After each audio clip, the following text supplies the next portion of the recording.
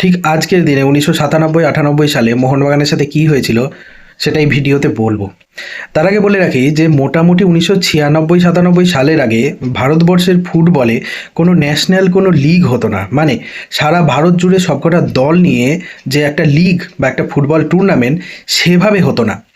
তার আগে কি হতো? তার আগে রোভার্স কাপ, ডুরান্ড কাপ এবং আইএফএ শিল্ড ছিল ভারতবর্ষের টপ এবং মেজর টুর্নামেন্ট।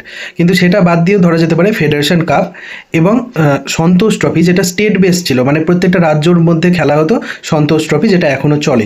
কিন্তু 1996-97 সালে প্রথমবারের জন্য ভারতবর্ষে প্রায় 12টা দল নিয়ে ন্যাশনাল ফুটবল লিগ চালু করা হয়। মানে প্রত্যেকটা দল একে অপরের বিরুদ্ধে খেলবে এবং তাদের মধ্যে যারা হাইয়েস্ট পয়েন্ট পাবে তারা লিগ জিতবে। এবং প্রথমবার 1996-97 সালে প্রথম যে টুর্নামেন্ট জেতে, ন্যাশনাল ফুটবল লিগ জেতে, সেটা হচ্ছে জেসিটি মিলস লিমিটেড, মানে পাঞ্জাবের একটি ক্লাব। যারা বহুদিন ধরে ফুটবলটা ফলো করে, ভারতীয় ফুটবলটা দেখে, তারা জানে জেসিটি একটা খুব নামকরা ভারতবর্ষের ক্লাব। যদিও তারা ফুটবলটা ছেড়ে দিয়েছে, তাদের ক্লাবটার এখন এই মুহূর্তে আর অস্তিত্ব আছে কিনা আমার জানা নেই, তবে ভারতীয় ফুটবলে মেন স্ট্রিমে তারা আর নেই। ঠিক পরের বছর মোহনবাগান চ্যাম্পিয়ন হয় ঠিক আজকের দিনে। ক্যাপ্টেন বিশ্বনাথ মণ্ডলের নেতৃত্বে মোহনবাগান প্রথমবার ন্যাশনাল ফুটবল লিগ চ্যাম্পিয়ন হয়।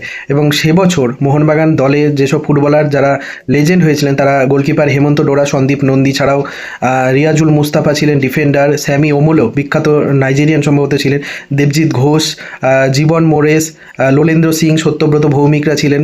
মিডফিল্ডে ছিলেন সত্যজিৎ চ্যাটার্জি, খেমতাং পাইতে, অমিত দাস, এবং ফরওয়ার্ডে ছিলেন বিখ্যাত চিমা ওকরি। তিনি টপ স্কোরার হন এবং তিনি ছাড়াও ফ্রাইডে ছিলেন এবং দীপেন্দু বিশ্বাস ছিলেন মোহনবাগানের ফরওয়ার্ড লাইনের প্রাণশক্তি। তো সেই সময় থেকেই শুরু হয়েছিল মোহনবাগানের জয়গাথা। এরপর 2006-07 মরশুম থেকে শুরু হয় আই লিগ, যে আই লিগও মোহনবাগান দুবার চ্যাম্পিয়ন হয়, কিন্তু ইস্টবেঙ্গল একবারও আই লিগ চ্যাম্পিয়ন হতে পারেনি। তারপর শুরু হয় ইন্ডিয়ান সুপার লিগ, যেটার ইতিহাস আপনারা সবাই জানেন।